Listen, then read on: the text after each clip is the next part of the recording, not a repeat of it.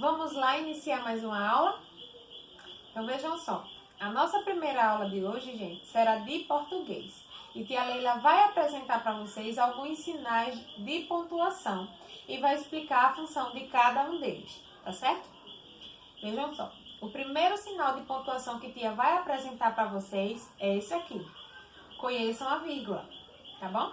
A vírgula, ela é utilizada para fazer uma pequena pausa nas leituras, tá certo? Quando a gente for separar também datas de nome de lugares, ou então quando a gente for separar termos que têm a mesma função. Por exemplo, fui à feira e comprei laranja, vírgula, maçã, vírgula, e uva, ponto final. O ponto final, que é essa bolinha aqui, ele é utilizado no final das frases. Ele é bem fácil de lembrar.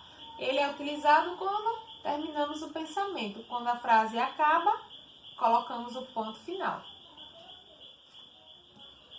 Esse sinal aqui, gente, o ponto e a vírgula, ele também é uma pausa na leitura, porém uma pausa mais prolongada que a vírgula. A vírgula é uma pequena pausa e o ponto e vírgula é uma pausa mais prolongada. Esse ponto aqui, o travessão, ele indica uma conversa, um diálogo.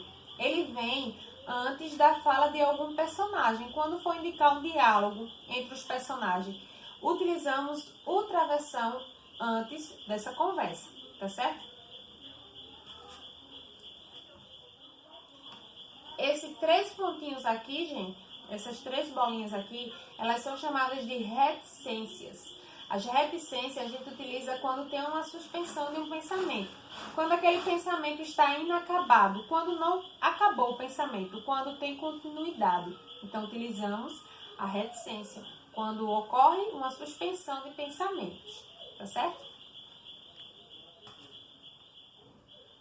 Esse sinal aqui, ele é chamado de interrogação. Utilizamos a interrogação quando vamos fazer alguma pergunta, tá certo? Por exemplo, realizaram as atividades de hoje? Interrogação. A gente coloca no final das perguntas. Ela indica uma pergunta, esse pontinho aqui. Interrogação. Esse ponto aqui, ele é chamado de exclamação. A exclamação, gente, ele indica uma emoção, são sentimentos, uma alegria, um susto, que horror, tá certo? Um espanto. Quando utilizamos esse tipo de sentimento, um espanto, uma alegria, raiva, utilizamos a exclamação, tá certo?